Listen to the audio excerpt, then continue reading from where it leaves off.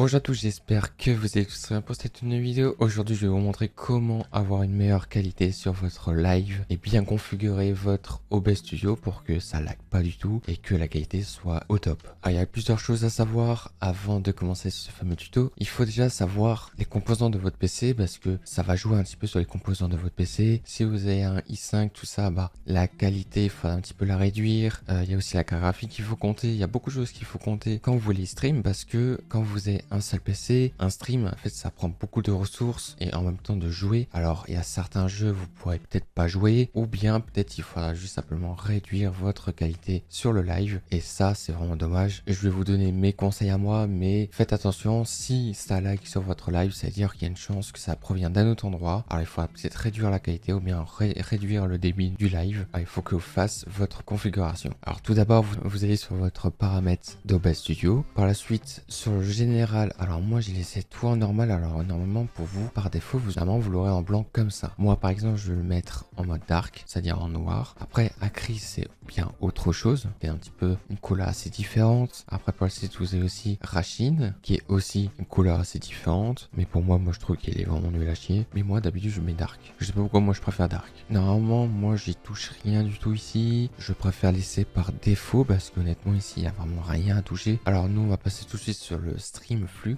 Alors moi ce que je fais en fait, bon là j'ai en train d'enregistrer sur OBS Studio. Alors c'est pour ça que là je pourrais pas vous faire. Mais par exemple pour lié à votre compte, vous avez deux méthodes. Soit vous allez lier à OBS Studio jusqu'à Twitch, c'est-à-dire que vous allez faire lier un compte, vous allez cliquer dessus et en fait, vous pourrez tout de suite lier à votre compte. Alors là, par exemple, là, je suis sur YouTube, mais sinon, pour vous, comme ça sera sur Twitch, et il y aura la petite affiche avec Twitch. Vous mettez votre coordonnée, vous mettez le mot de passe. Normalement, vous aurez une petite vérification, tout ça à faire sur votre adresse mail et après par la suite ça sera bon. Et quand ça c'est fait, en fait vous serez connecté, en fait ça sera marqué normalement compte, par exemple moi Diadox24 et voilà, pas besoin à chaque fois de renouveler votre clé. Et par exemple si cette méthode là ça ne fonctionne pas pour vous, vous pouvez utiliser une clé de stream. Alors pour trouver votre clé stream, c'est très simple, vous allez sur votre compte Twitch. Alors vous allez sur votre compte Twitch, vous allez sur gestion de stream et en fait normalement vous aurez paramètres, vous allez sur flux et ici en fait vous aurez la clé de stream.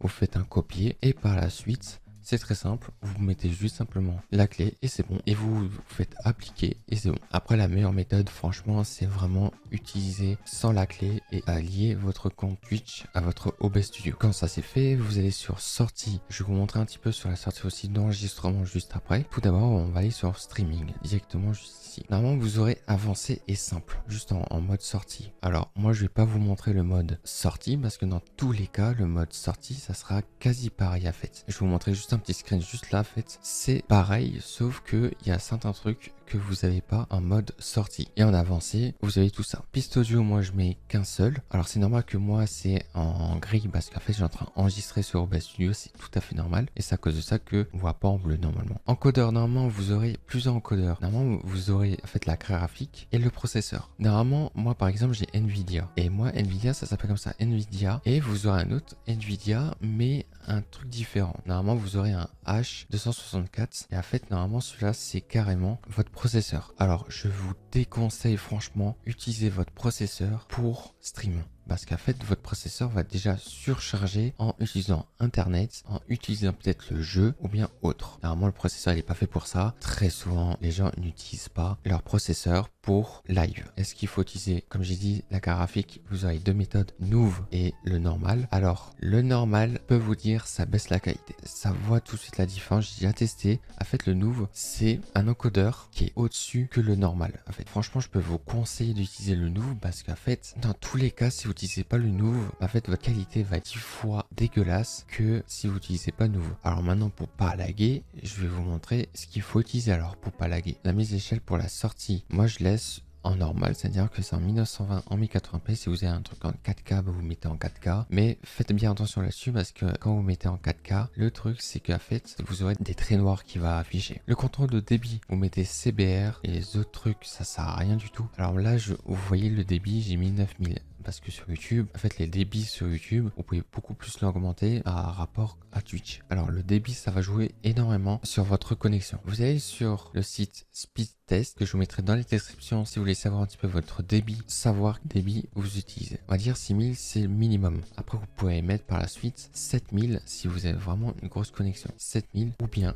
8000. Mais ce qu'il faut savoir, c'est que ça va jouer beaucoup sur la connexion et votre PC. Si votre PC ne tient pas avec 8000, ça peut sursauter votre live. En fait, ce qu'il faut savoir, c'est qu'en fait, Twitch, quand vous n'êtes pas affilié et non partenaire, en fait, vous ne pourrez pas dépasser les 6000 débits parce que vous n'êtes pas affilié ou bien partenaire. Alors, même si vous allez mettre 8000, 10 000, 11 000 ou bien, je sais pas, 8000, en fait, au final, ça sera affiché 8000 ou 10 000. Mais ce qu'il faut savoir, c'est qu'au final, sur le live, ça sera du 6000. Alors quand vous êtes affilié, vous pouvez aller jusqu'à 8000 et quand vous êtes partenaire, vous pouvez aller jusqu'à 10 000.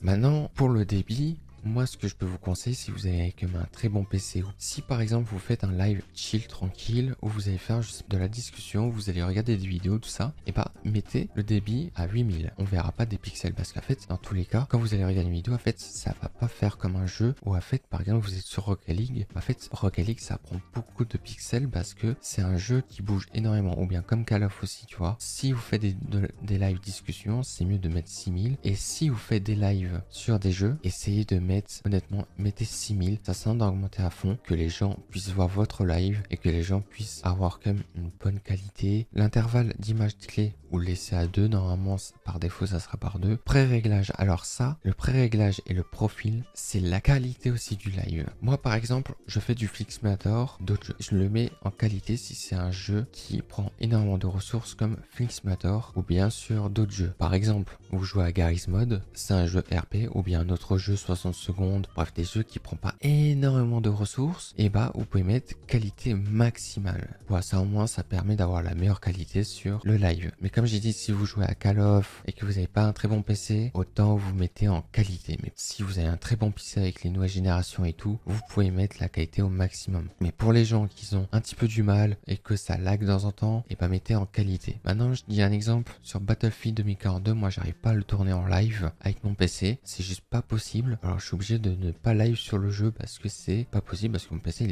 il a pas assez de performance pour jouer sur Battlefield 2042. Et même en utilisant la qualité à réduire pré-réglage, c'est pareil en fait. Les gros jeux qui prennent énormément de ressources, il y a une grande chance que vous aurez des lags ou bien des crashs carrément. Ça sert à rien de stream sur un jeu qui prend énormément de ressources si vous n'avez pas un très bon PC. Sur profil, vous mettez sur IG. Après le GPU, vous mettez à 0, le nombre de maxillal de frames, vous mettez à 2. Normalement ça reste à normal. Pour l'enregistrement, vous mettez en standard. Ça c'est le chemin d'enregistrement où ça sera enregistré votre vidéo. Format d'enregistrement, vous mettez en MP4. Et le piste audio, si vous voulez savoir comment séparer les pistes audio sur OBS Studio, n'hésitez pas à voir ma vidéo, ça fait juste en haut. Après le reste ça sert à rien d'y toucher. Maintenant on va aller sur audio.